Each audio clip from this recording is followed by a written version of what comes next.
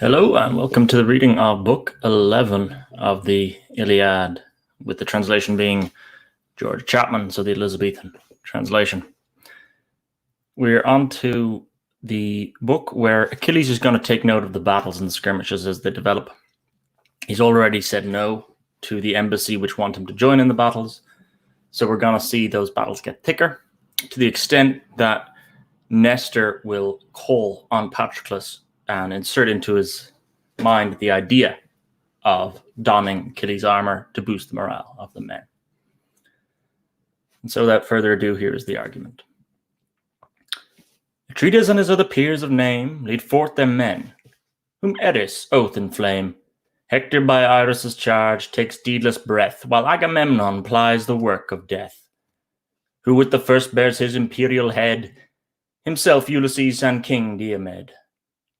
Eurypylus and Aesculapius' son, enforced with wounds the furious skirmish shun, which martial sight when great Achilles views, a little his desire of fight renews. And forth he sends his friend to bring him word from old Iliad, that wounded lord, he in his chariot from the skirmish brought, which was Machaon. Nestor then besought he would persuade his friend to wreak their harms, or come himself decked in his dreadful arms. Lambda presents the general, in fight the worthiest man of all. Aurora out of restful bed did from bright Tethon rise, to bring each deathless essence light, and use to mortal eyes, when Jove sent Eris to the Greeks, sustaining in her hand stern signs of her designs for war. She took her horrid stand upon Ulysses' huge black bark, that did at anchor ride amidst the fleet, from whence her sounds might ring on every side, both to the tents of Telamon and the author of their smarts, who held for fortitude and force the navy's utmost parts. The red-eyed goddess seated there thundered the Orthian song, high and with horror, through the ears of all the Grecian throng. Her verse, with spirits invincible, did all their breasts inspire, blew out all darkness from their limbs, and set their hearts on fire. And presently was bitter war more sweet 1,000 times than any choice in hollow keels to greet their native climes. Atrides summoned all to arms himself disposed.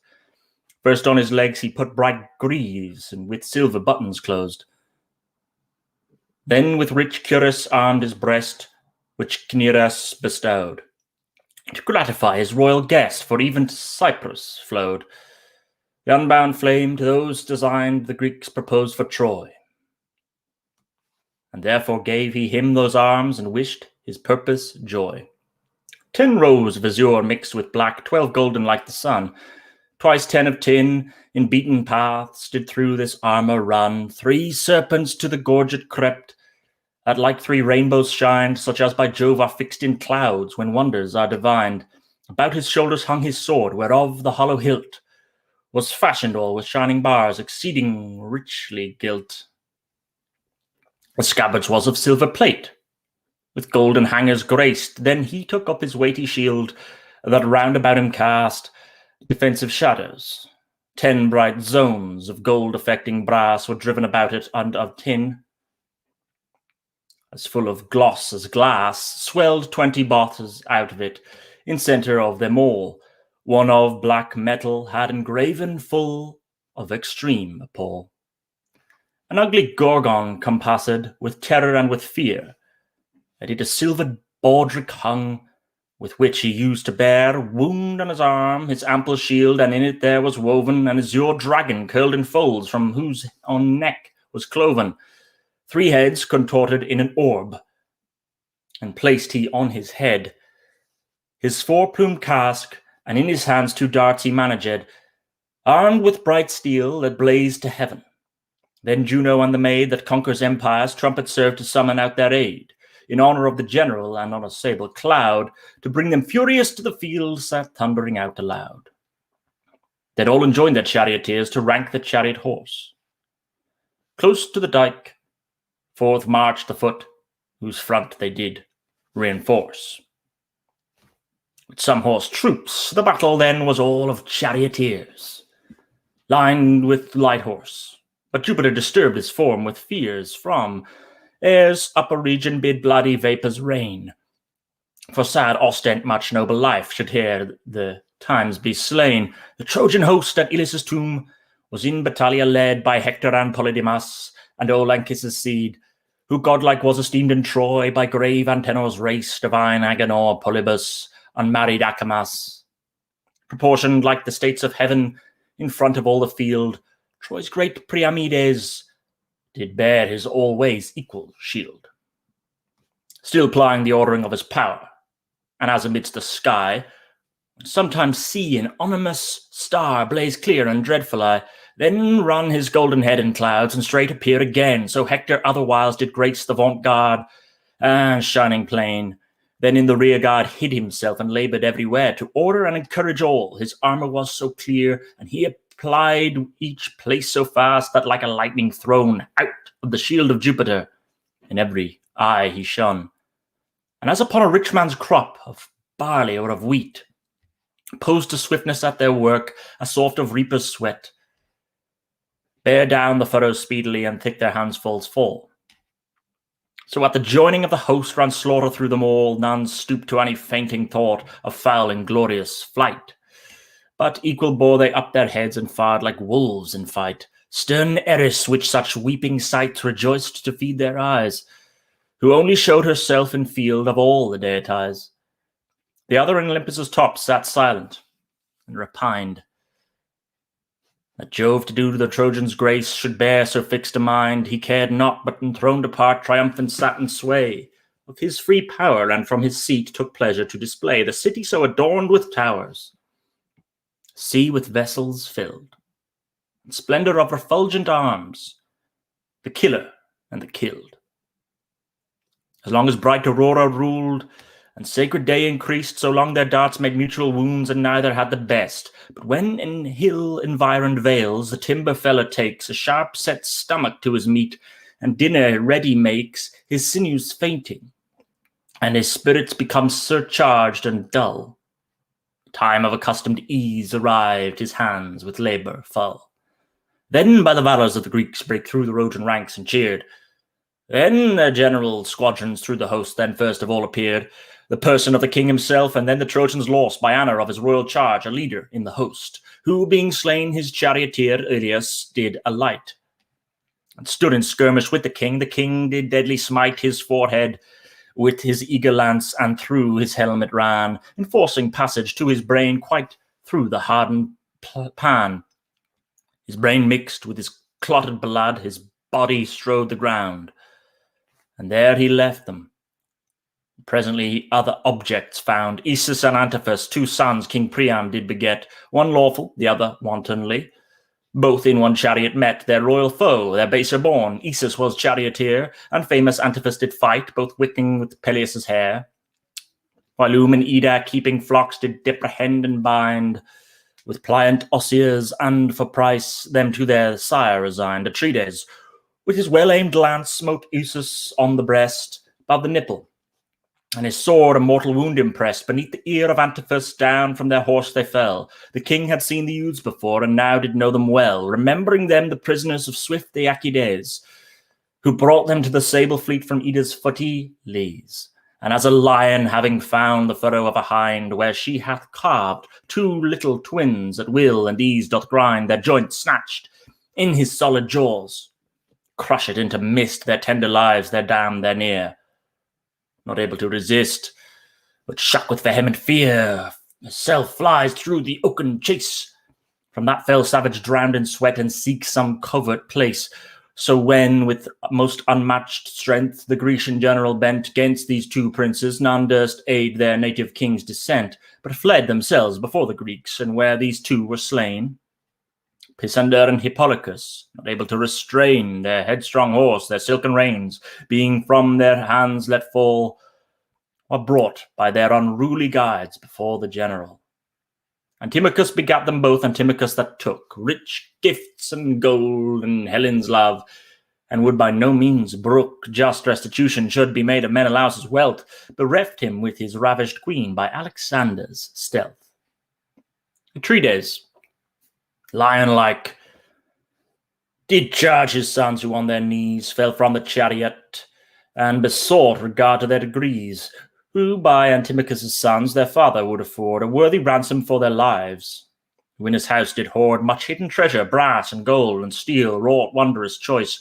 Thus wept they, using smoothing terms, and heard this rugged voice, breathed from the unrelenting king. If you be of the breed of stout Antimachus, that stayed the honourable deed, the other peers of Ilion in council had decreed, to render Helen and her wealth, and would have basely slain my brother, with wise Ithacus the ambassadors attain. The most due motion now receive wreck for this shameful part. This said, in poor Pisander's breast he fixed his wreckful dart. Who upward spread the oppressed earth, his brother crouched for dread, and as he lay, the angry king cut off his arms and head. Let him like a football lie for every man to spurn. And to the extremest heat of fight he did his valour turn, and led a multitude of Greeks where foot did foot subdue. Horse slaughtered horse, need-feathered flight, the battered centre flew. And clouds of dust about their ears raised from the horses' hooves, that beat a thunder out of the earth as horrible as Jove's. The king, persuading speedy chase, gave his persuasions way, with his own valour slaughtering still, as in a stormy day, thick-set woods of ravenous fire reaps in his fierce repair. The shaken trees and by the roots doth toss them into the air. Even so beneath Atreides' sword flew up Troy's fleeing heels. Their horse drew empty chariots and sought their thundering wheels, some fresh directors through the field, where less pursued drives. Thick fell the Trojans, much more sweet to vultures than their wives. Then Jove drew Hector from the darts, from dust, from death and blood. From the tumult, still the king, firm to the pursuit, stood. Till at old Elis's monument, in midst of all the field, they reached the wild fig tree, and longed to make their town their shield. Yet there they rested not, the king still cried, Pursue, pursue. And all his unreproved hands did blood and dust imbrue. When they came to Scia's ports, and to the beach of Jove, there made they stand, their every eye fixed on each other strove, who should outluck his mate amazed. Through all the field they fled, and as a lion when the night becomes most deaf and dead, invades ox herds affrighting all, that he of one may wreck, his dreadful hunger and his neck he first of all doth break. Then laps his blood and entrails up, so Agamemnon plied, and managed the Trojan chase, and still the last man died. The other fled, number fell by his imperial hand. Some grovelling downwards from their horse, some upwards strode his stand. High was the fury in his lance, but having beat them close, beneath their walls, both worlds' sire did now regain repose, on fountain-flowing Ida's tops being newly slid from heaven, and held a lightning in his hand. From thence his charge was given to Iris. Iris with the golden wings. To Mantia fly, said he, and tell Troy's Hector that as long as he enlarged shall see, soldier-loving Atreus' son amongst the foremost fight, depopulating troops of men, so long he must excite some other to resist the foe, and he no arms advance. When he wounded take his horse, attained with swift shift or lance, then will I fill his arms with death, even till he reach the fleet, and peaceful night treads busy day beneath their sacred feet. The wind foot, swift Thaumantia obeyed, and used her wings to famous Ilion from the mountain chased with silver springs. Found in his bright chariot the hardy Trojan knight, to whom she spake the words of Jove, and vanished from his sight. He leapt upon the sounding earth, and shook his lengthened dart. Everywhere he breathed exhorts, and stirred up every heart. A dreadful fight he set on foot, his soldiers straight turned head.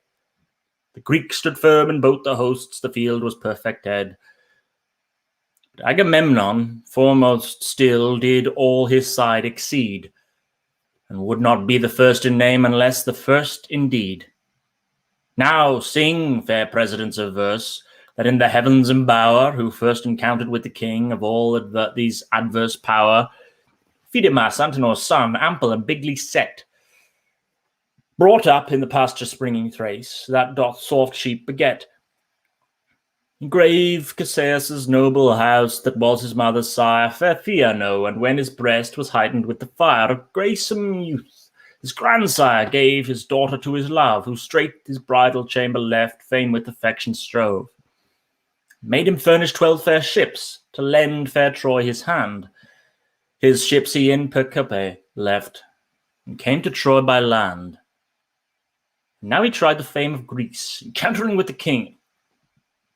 Through his royal lance and mist, Pheidippas did fling, struck him on the arm and waist, beneath his coat of brass, which forced him to stay up on his arm, so violent it was. Yet pierced it not his well-wrought zone, but when the lazy head tried hardness with the silver waist, it turned again like lead. He followed, grasping the ground, and with a lion's wile, it wrests away a hunter's staff. He caught it by the pile, and plucked it from the caster's hand, whom with his sword he struck beneath the ear, and with his wound his timeless death he took. He fell and slept, an iron sleep. Wretched young man, he died, far from his newly married wife, in aid of foreign pride. Saw no pleasure in his love. It was a jointure great, 100 oxen gave he her, and vowed in his retreat 2,000 head of sheep and goats, of which he store did leave. Much gave he of his love's first fruits, and nothing did receive. When Coon, one that for his form might feast in an amorous eye, and elder brother of the slain, beheld the tragedy, deep sorrow sat upon his eyes, and standing laterally to the general undiscerned, his javelin he let fly, that betwixt his elbow and his wrist transfixed his armless arm. Bright head shined on the other side. The unexpected harm impressed some horror in the king, yet so he ceased not fight, but rushed on Cowan with his lance, who made with haste what haste he might, seizing his slaughtered brother's foot, to draw him from the field, and call the ablest to his aid. When under his round shield the king's brass javelin as he drew did strike him helpless dead, who made Pheidippas the block and cut off Cowan's head. Thus under great Atreides' arm Antenor's issue thrived, to suffice precisest fate to Pluto's mansion dived. He with his lance sword mighty stones poured his heroic wreck on other squadrons of the foe, whilst yet warm blood did break through his cleft veins. But when the wound was quite exhaust and crude, the eager anguish did approve his princely fortitude, as when most sharp and bitter pangs distract a labouring dame, which the divine Iliad that rule the painful frame of human childbirth pour on her the Iliad that are the daughters of Saturnia, with whose extreme repair the woman in her travail strives to take the worst it gives, where taught it must be, 'tis love's fruit, the end for which she lives.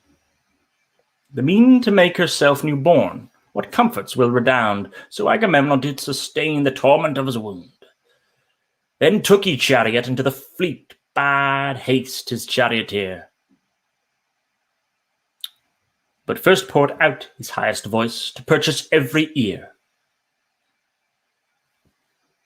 Princes and leaders of the Greeks, brave friends, now from our fleet do you expel this boisterous sway. Jove will not let me meet illustrious Hector, nor give leave that I shall end the day in fight against the Ilian power. My wound is in my way.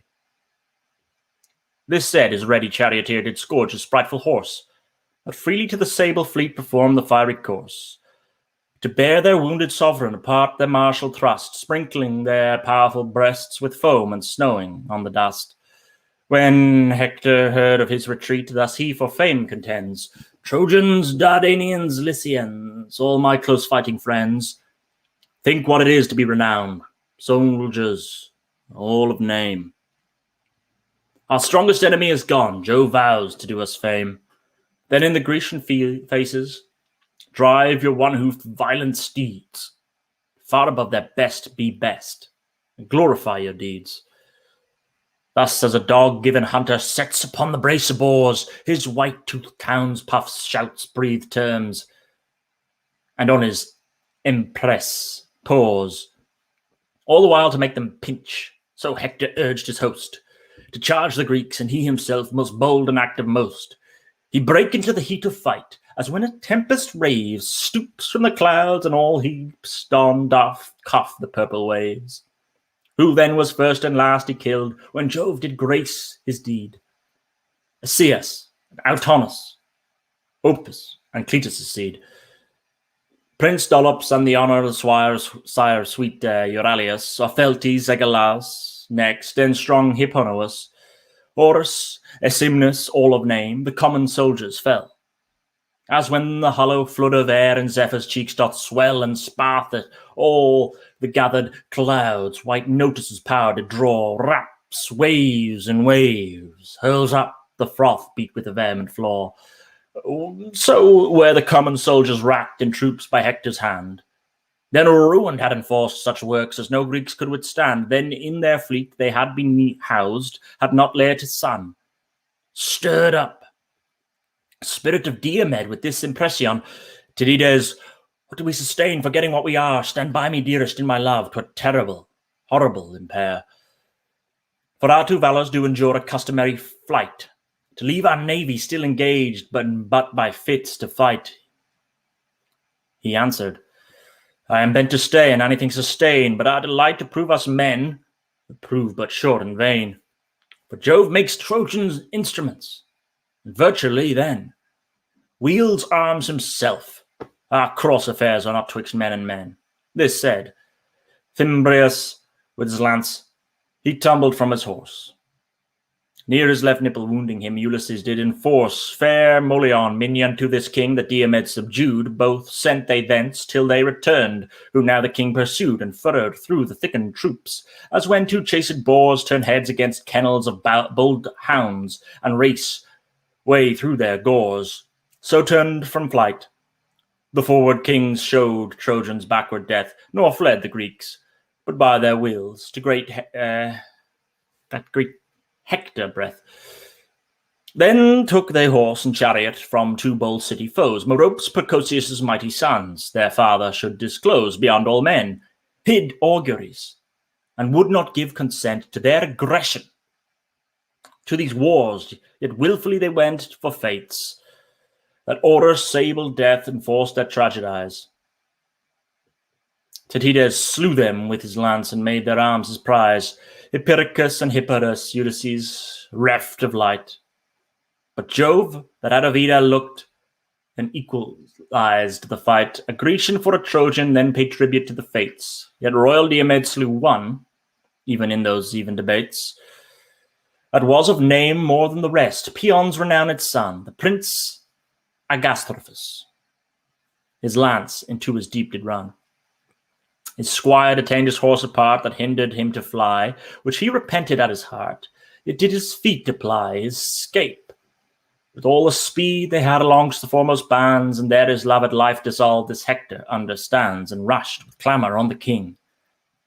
Right soundly seconded the troops of Trojans, which perceived by famous Diomed the deep conceit of Jove's high will, stiffened his royal hair, who spake to near Ithacus, the fate of this affair is bent to us. Come, let us stand bound this violence. Thus threw he long his javelin forth, which smote his head's defence, full on the top, yet pierced no skin, and brass took repulse with brass.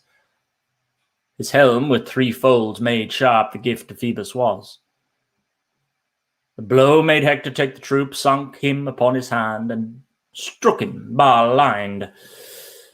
The king pursued before the foremost band. His dart's recovery, which he found laid on the purple plain, by which time Hector was revived, and taking horse again, was far commixed within his strength, and fled his darksome grave. He followed with his thirsty lance, and this elusive brave, once more be thankful to thy heels, proud dog, for thy escape. Mischief sat near thy bosom now, and now another rape hath thy Apollo made of thee, to whom thou well mayst pray, when through the singing of our darts thou find such guarded way. But I I shall meet with thee at length and bring thy latest hour, if with like favour any god be fautor of my power. Meanwhile some other shall repay what I suspend in thee. This said, he set the wretched peon's issue free, whom his late wound not folly slew, but Priam's amorous birth against Tetides bent his bow, hid with a hill of earth. Part of the ruinated tomb for honoured Iliad built. And as the cuirass of the slain, engraven and richly gilt, Tetides from his breast had spoilt, and from his shoulders raft, his target and his solid helm, he shot his keen shaft, that never flew from him in vain, did nail unto the ground. The king's right foot, the spleenful knight, laughed sweetly at the wound, crept from his covert and triumphed. Now art thou maimed, said he, and would to God my happy hand had so much honoured me, to have fixed it in my breast, as deep as in thy foot, even to the expulture of thy soul, then blessed had been my shoot. Of all the Trojans who had then breathed from their long unrests, who fear thee as the braying goats abhor the king of beasts, undaunted Diomed replied, You braver with your bow, you slick-haired lover, you that hunt and fleer at wenches so. Durst thou but stand in arms with me, thy silly archery would give thee little cause to vaunt, as little suffer I. And in this same tall exploit of thine, performed when thou wert hid, as if a woman or a child that knew not what it did, had touched my foot. Coward steel hath never any edge, but mine, to show it sharp, still lays dead carcasses in pledge. Touch it, it renders lifeless straight, it strikes the fingers' ends of hapless widows in their cheeks, and children blind of friends.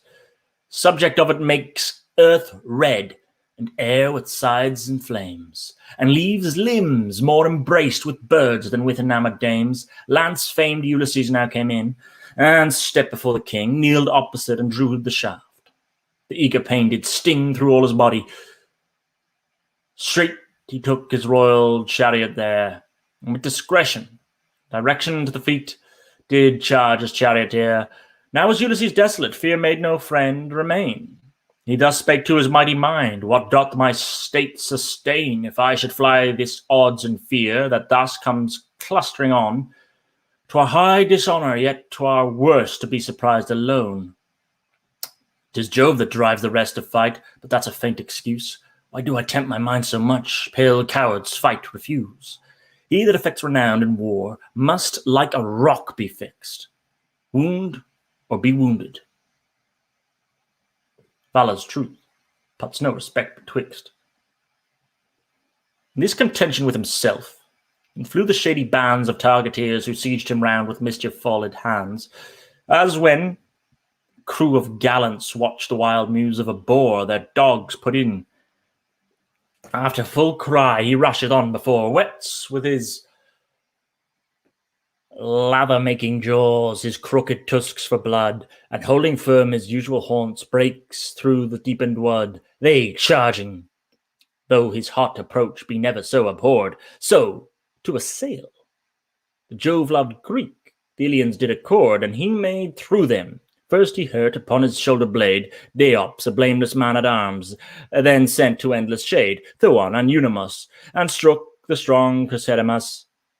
As from his chariot he leaped down beneath his targe of brass, who fell and crawled upon the earth with his sustaining palms, and left the fight, nor yet his lance left dealing martial arms.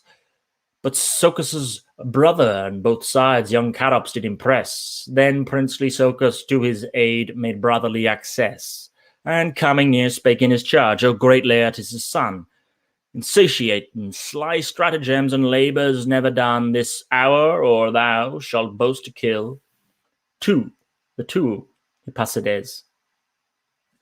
Prize their arms, or fall thyself in my resolved access. This said, he threw quite through his shield his fell and well-driven lance, which held way through his cuirasses, and on his ribs did glance, ploughing the flesh alongst his sides, but Pallas did repel, All inward passage to his life, Ulysses, knowing well the wound undeadly, setting back his foot to form his stand, thus spake to Socus. O thou wretch, thy death is in this hand. That states my victory on Troy, and where thy charge was made in doubtful terms, or this or that, this shall thy life invade. This frighted Socus to retreat, and in his faint reverse the lance betwixt his shoulders fell, and through his breast did pierce. Down fell he sounding, and the king thus played with his mis-ease. O Socus, you that made by birth the two Hippacides, now may your horse and your perceived death can outfly the flyer. Wretch, thou canst not escape my vows. Old Hippasus, thy sire, nor thy well-honoured mother's hands, in both which lies thy worth, shall close thy wretched eyes in death, but vultures dig them forth, and hide them with their darksome wings. But when Ulysses dies, divinest Greeks shall tune my course with all their obsequies. Now from his body and his shield the violent lance he drew, that princely Socus had him fixed, which, drawn a crimson dew, fell from his bosom on the earth. The wound did dare him sore. And when the furious Trojans saw Ulysses' forced gore, encouraging themselves in gross, all his destruction vowed, then he retired and summoned aid. Thrice shouted he aloud, as did denote a man engaged. Thrice Menelaus' ear, observing his aid-suggesting voice, and Ajax being near, he told him of Ulysses' shouts, as if they were enclosed from all assistance, and advised their aids might be disposed against the ring that circled him, lest charged with troops alone, though valiant, he might be oppressed whom Greeks so built upon. He led, and Ajax seconded. They found their Jove-loved king, circled with foes, as when a den of bloody lurchins cling about a goodly palmed heart, hurt with a hunter's bow, whose escape his nimble feet enforce, whilst his warm blood doth flow. And his light knees have power to move, but mastered of this wound, embossed within a shady hill, the Lucerne charge him round, and tear his flesh, when instantly fortune sends in the powers of some stern lion, whose sight they fly, he devours. So charged the Ilians, Ithacus, many and mighty men, but then made Menelaus in, and horrid Ajax then, bearing a target like a tower. Close was his violent stand, and every way the foe dispersed, when by the royal hand King Menelaus led away at the hurt Laertes' son, till his fair squire had brought his horse, victorious Telamon, still plied the foe. Put to sword young Priamides, Doricles, Priam's bastard son, then did his lance impress Pandicus, and strong Pyrrhasus, Lysander, and Perletes.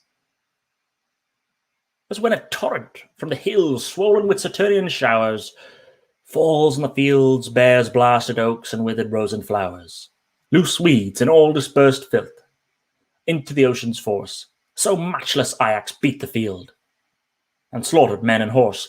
Yet had not Hector heard of this, who fought on the left wing, of all the host, near those sweet herbs Scamander's flood doth spring, where many foreheads trod the ground, and where the skirmish burnt, near Nestor and King Idamen, where Hector overturned the Grecian squadrons, offering high service with his lance, and skilful manage of his horse, nor yet the discrepance he made in death betwixt the hosts had made the Greeks retire, if fair-haired Helen's second spouse had not repressed the fire of bold Machaon's fortitude, who with a three-forked head in his right shoulder wounded him.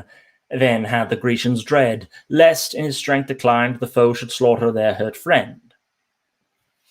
Then Crete's king urged Iliad his chariot to ascend, and getting near him take him in, and bear him to the tents. A surgeon is to be preferred, with physic ornaments. Before a multitude his life gives hurt lives of native bounds, with sweet inspersion of fit balms, and perfect search of wounds. Thus spake the royal Agamemnon. Iliad obeyed, and to his chariot presently the wounded Greek conveyed. A son of Aesculapius, great physician, to fleet they flew. Cebriones perceived the slaughter done by Ajax and the other troops, and spake to Hector thus: Whilst we encounter Grecians here, stern Telamonius is yonder, raging, turning up heaps our horse and men. I know him by the spacious shield. Let us turn chariot then, where, both of horse and foot, The fight most hotly is proposed, in mutual slaughters. Hark, their throats from cries are never closed. And this said, with his shrill scourge he struck the horse that fast ensued, stung with his lashes, tossing shields and carcasses and brood. The chariot tree was drawn in blood, and the archers by the seat dispurpled from the horses' hooves and from the wheel bands beat. Great Hector longed to break the ranks and startle their close fight, who horribly amazed the Greeks, plied their sudden flight. With busy weapons ever winged his lance, sword, weighty stones, yet charged he other leaders' hands, not dreadful Telamons, with whom he wisely shunned foul blows. But Jove that weighs above all human powers to Ajax's breast divine repressions drove, and made him shun who shunned himself. He ceased from fight amazed, cast on his back his sevenfold shield, and round about him gazed, like one turned wild, looked on himself in his distract retreat. Knee before knee he scarcely moved, as when from herds of neat whole threaves of boars and mongrels chase a lion skulking near, loath he should taint the well-prized fat of any stall-fed steer. Assuming all, the night and watch, he greedy of his prey, oft thrusting on is oft thrust off. So thick the javelins play on his bold charges, and so hot the burning firebrands shine, which he, though horrible, abhors about his glowing eyne, and early his great heart retires, so Ajax from the foe, for fear their fleet should be inflamed, gainst the swollen heart did go. As when a dull mill ass comes near a goodly field of corn, kept from the birds by children's cries, the boys are overborne. By his insensible approach, and simply he will eat, about whom many wands are broke, and still the children beat.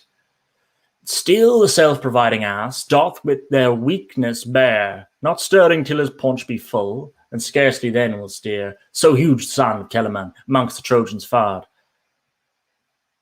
Bore showers of darts upon his shield, yet scorned the fly discard, and so kept softly on his way, nor would he mend his pace, for all their violent pursuits that still did arm the chase with singing lances. But at last, when their cur-like presumes more urged, the more forborne, his spirits did rarefy their fumes, and he revoked his active strength, turned head, and did repel the horse troops that were new made in, twixt whom the fight grew fell, and by degrees he stole retreat, yet with such puissant stay that none could pass him to the fleet. In both the army's sway he stood, and from strong hands received sharp javelins on his shield, where many stuck, thrown on before, many fell short in field. Ere the wide body they could reach, and stuck as telling how they purposed to have pierced his flesh, his peril pursed now. The eyes of Prince Eurypylus, Agamemnon's famous son, who came close on, and with his dart struck Duke Hippiasion, whose surname was Phausiades, even to the concrete blood, and makes the liver on the earth outgushed his vital flood. Eurypylus made in and eased his shoulder of his arms, which Paris seeing, he drew his bow and wreaked in part the harms of his good friend Phausiades. His arrows he let fly, that smote Eurypylus and brake in his attainted thigh. Then took he troop to shun black death, and to the flyers cried, Princes, leaders of the Greeks, stand and repulse the tide. This our honor-racking chase, Ajax is drawn and drowned in darts. I fear past escape. Turn, honoured friends, help out this venturous parts. Thus spake the wounded Greek. The sound cast on their backs their shields, their razor darts, to whose relief Ajax's person wields. Then study firmly with his friends, retiring there retire, and thus both hosts indifferent joined, the fighting grew hot as fire. Now had Iliad's sweating steeds brought him and his hurt friend amongst their fleet. The Achilles that wishly did intend, standing astern his tall-necked ship, how deep the skirmish drew amongst the Greeks. With what ruth the execution Grew, saw Nestor bring Machaon hurt, and from within did call his friend Patroclus, who, like Mars in form celestial, came forth with first sound of his voice, first spring of his decay. Asked his princely friend's desire. Dear friend, said he, this day I doubt not will enforce the Greeks to swarm about my knees. I see unsuffered need employed in their extremities. Go, sweet Patroclus, and inquire of old Iliad, whom he brought wounded from the fight. By his back parts I guess it is Machaon, but his face I should not well decry. It passed me in such earnest speed, Patroclus present lie, obeyed his friend, and ran to know. They now descended war, and Nestor's squire Eurymedon, the horses did ungear, themselves stood near the extremest shore, to let the gentle air dry up their sweat. Then to the tent, where Hecamed the fair set chairs, and for the wounded prince a potion did prepare. This Hecamed, by war's hard fate, fell to old Nestor's share, when Thetis' son sacked Tenedos. She was the princely seed of worthy King Arsinous, by the Greeks discreed, the prize of Nestor, since all men in council surpassed. First a fair table she opposed, of which the feet were graced with bluish metal mixed with black, and on the same she put a brass fruit dish, in which she served a wholesome onion cut, for pittance to the potion, and honey newly wrought, bread the fruit of sacred meal. Then to the board she brought a right fair cup, with gold studs driven, which Nestor did transfer from Pylos, on whose swelling sides 4 handles fixed were, and upon every handle sat a pair of doves of gold. Some billing and some pecking meat, 2 gilt feet did uphold the antique body, and withal so weighty was the cup, that being proposed brimful of wine, one scarce could lift it up. Yet Nestor drunk in it with ease, spite of his year's respect. In this the goddess, like fair dame, a potion did confect, with good old wine of Pramnius, scraped into the wine. Cheese, made of goat's milk, and on its burst flour exceeding fine. In this sort, for the wounded lord, the potion she prepared, and bade him drink, for company with him old Nestor shared. Thus physically quenched they thirst, and then their spirits revived, with pleasant conference. And now, Patroclus being arrived, made stay at the entry of the tent. Old Nestor, seeing it, rose and received him by the hand, and fain would have him sit. He set that courtesy aside, excusing it with haste, since his much to be reverenced friend sent him to know who passed. Wounded him with chariot so swiftly through the shore. Whom now, said he, I see and know, and now can stay no more. You know, good father, our great friend is apt to take offence, whose fiery temper will inflame sometimes with innocence. He answered, when would Peleus' son some royal pity show on his thus wounded countryman? Is it yet to know how much affliction tires our host? How our especial aid, tainted with lances, their tents are miserably laid? Ulysses, Diomed our king, Eurypylus, Machaon, all hurt, and all our worthiest friends, yet no compassion can supple thy friend's friendless breast. Doth he reserve his eye till our fleet burn, and we ourselves one after other die? Alas, my forces are not now as in my younger life. Oh, would to God I had that strength I used it in the strife betwixt us and the Ilians, for oxen to be driven, when Timneus' lofty soul was by my valour given as sacrifice to destiny, Hippicus' strong son that dwelt in Elis, and fought first in our contention. We foraged as proclaimed foes, a wondrous wealthy boot, and he in rescue of his herds fell breathless at my foot. All the dorp boars with terror fled.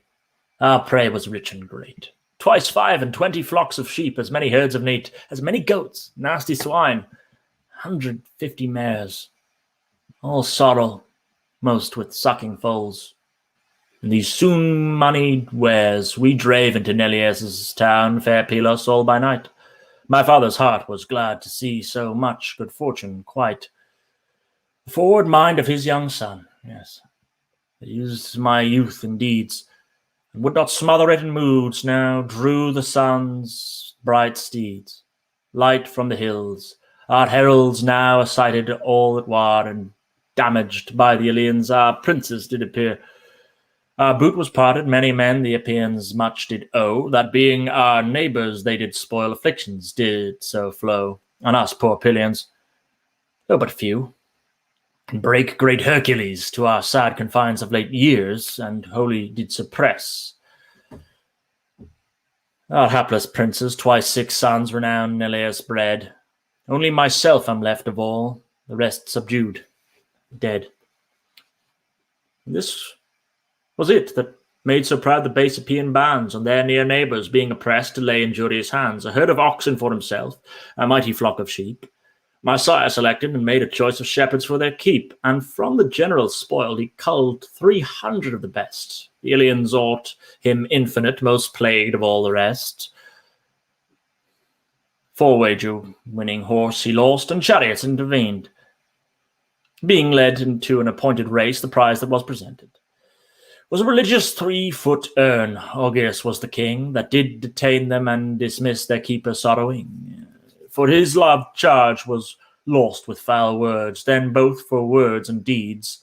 My sire being worthily incensed, thus justly he proceeds to satisfaction, in first choice of all our wealthy prize. And as she shared much he left his subjects to suffice, that none might be oppressed with power, or want his portion due. Thus for the public good we shared. Then we to temples drew our complete city, and to heaven we thankful rites did burn for our rich conquest. 3rd day ensuing our return, the Ilians flew on us in heaps. Their general leaders were the 2 Meliones, 2 boys untrained in the fear of horrid war or use of strength. A certain city shines upon a lofty prominent in the extreme confines of sandy Pylos, seated where Alpheus' flood doth run, and called Thriessa. This they sieged and gladly would have won, but having passed through all our fields, Minerva as our spy fell from Olympus in the night, and harmed us instantly. Nor mustered she unwilling men, nor unprepared for force. My sire yet would not let me arm, but hid away my horse, esteeming me no soldier yet. Yet shined I nothing less amongst our gallants, through, though on foot, Minerva's mightiness led me to fight, made me bear a soldier's worthy name. There is a flood falls into sea, and his crooked course doth frame close to arena, and is called bright Menaius' stream. There made we halt, and there the sun cast many a glorious beam on our bright armours, horse and foot, and seed together there. Then marched we on. By fiery noon we saw the sacred clear of great Alpheus, where to Jove we did fair sacrifice, and to the azure god that rules the under liquid skies we offered up a solemn bull, a bull to Alpheus' name. The blue-eyed maid we burned, a heifer never tame. Now was it night. We supped, slept. About the flood in arms, the foe laid hard siege to our town and shook it with alarms. But for prevention of their spleens, mighty work of war appeared behind them, for as soon as Phoebus' fiery car cast night's foul darkness from his wheels, invoking reverend Jove and the unconquered made his birth, we did the event approve, and gave them battle. First of all I slew, the army saw, the mighty soldier Mulius, Augeas' son-in-law, spoiled him of his once-hoofed horse. His eldest daughter was bright Agamemnon, but for skill in simples did surpass, and knew as many kind of drugs as earth broad centre bred. Him charged I with my brass-armed lance, and dust received him dead. I, leaping to the chariot, amongst his foremost pressed. The great-hearted Ilians fled frighted, seeing their best and loftiest soldier taken down, and general of their horse. I followed with a black whirlwind, and did for prize enforce full 50 chariots, every one furnished, and 2 armed men, who ate the earth, slain with my lance, and I had slaughtered then those 2 young boys, Meliones, of their world-circling sire, great Neptune, had not sapped their lives and covered their attire with unpierced clouds. Then Jove bestowed a haughty victory upon us Pylians, For so long we did the chase supply, slaughtering and making spoil of arms, till sweet Buprasius the soil, Alesius and Alenia were famed with our recoil. There where Minerva turned our power, and there the last I slew, as when our battle joined the first, the Pylians then withdrew to Pylos from Buprasius. For the immortals then, they most thanked Jove for victory, and Nestor most of men. Such was I, ever, if I were employed with other peers, and I had honour of my youth, which dies not in my years. And great Achilles only joys ability of act in his brave prime, and doth not deign to impart where it's lacked. No doubt he will extremely mourn and long after that black hour wherein our ruin shall be brought, and rue his ruthless power. Friend, my memory revives the charge of Menetius gave towardness, when thou setst forth to keep out of the grave our wounded honour. I myself and wise Ulysses were within the room, every word then spoken we did hear. For we were come to Peleus' court as we did mustering pass through rich Achaea, where thy sire, Menetius, was, thyself and great Achilles. Then Peleus the king, to thunder-loving Jove, did burn an ox for offering in his courtyard. A cup of gold, crowned with red wine, he held, on the holy incensory poured. You, when the ox was felled, were dressing his divided limbs. We in the portal stood. Achilles, seeing us come so near, his honourable blood was struck with a respective shame, rose, took us by the hands, brought us both in, and made us sit, and used his kind commands. For seemly hospitable rites, which quickly were opposed. Then, after needfulness of food, I, first of all, disclosed the royal cause of our repair, moved you and your great friend to concert of our renowned designs. Both straight did condescend. Your fathers knew it, gave consent, grave instruction. To both your valours Peleus charged his most unequalled son, to govern his victorious strength and shine past all the rest, in honour as in mere main force. Then, while their partings blessed with dear advices from thy sire, my beloved son, said he, Achilles by his grace of birth superior is to thee, and for his force more excellent, yet thou more ripe in years. Then with sound counsels ages fruits employ his honoured years, command and overrule his moods, his nature will obey. Any charge discreetly given that doth his good essay. Thus charged thy sire, which thou forgett'st. Yet now at last approve with forced reference of these the attraction of his love. Who knows if sacred influence may bless thy good intent, and enter with thy gracious words even to his full consent? The admonition of a friend is sweet and vehement.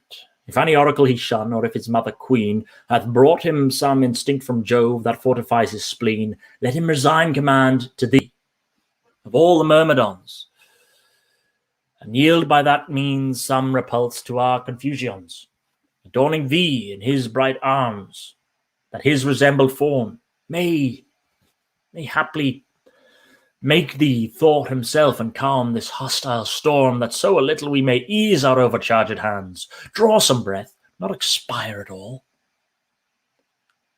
The foe but faintly stands beneath his labours, as your charge being fierce and freshly given, they easily from our tents and fleets may to their walls be driven. This moved the good Patroclus' mind, who made his utmost haste to inform his friend, and as the fleet of Ithacus he passed, at which their markets were disposed, councils and martial courts, and where the altars of the gods they made divine resorts, he met renowned Eurypylus, Evamon's noble son, halting his thigh hurt with shaft. The liquid sweat did run down from his shoulders and his brows, and from his raging wound forth flowed his melancholy blood. Yet still his mind was sound. His sight in kind Patroclus' breast to sacred pity turned, and nothing more immartial for true ruth. Thus he mourned. Ah, wretched progeny, Greece, princes, dejected kings, was it your fates to nourish beasts and serve the outcast wings of savage vultures here in Troy? Tell me Evamon's fame. Do yet the Greeks withstand this force, whom yet no force can tame? Or are they hopeless, thrown to death by his resistless lance? Divine Patroclus, he replied, no more can Greece advance. Defensive weapons but to fleet they headlong must retire, for those that to this hour have held our fleet from hostile fire, our bulwarks of our host lie wounded at their tents, and Troy's unvanquishable power still as it toils augments. But take me to thy black-sterned ship, save me from my thigh. Cut out this arrow in the blood that is engorged and dry. Wash with warm water from the wound, then gentle salves apply, which thou know'st best thy princely friend hath taught thee surgery, whom all of centaurs the most just Chiron did institute. Thus to thy honourable hands my ease I prosecute. Since our physicians cannot help, Machaon at his tent needs a physician himself, being leech and patient. And Podalaris in the field the sharp conflict sustains. Strong Menetiades replied, how shall I ease these pains? What shall we do, Eurypylus? I am to use all haste, to signify to Theseus' son the currents that have passed, Nestor's honourable suit. But be that work achieved, when this is done, I will not leave thy torments unrelieved. This said, athwart his back he cast, beneath his breast his arm, and nobly helped him to his tent. His servants, seeing his harm, dispread ox hides upon the earth, whereon Machaon lay. Patroclus cut out the sharp shaft, and clearly washed away. With lukewarm water the black blood, then twixt his hands he bruised, a sharp mitigatory root, which when he had infused into the green well-cleansed wound, the pains he felt before were well and instantly allayed. The wound did bleed no more.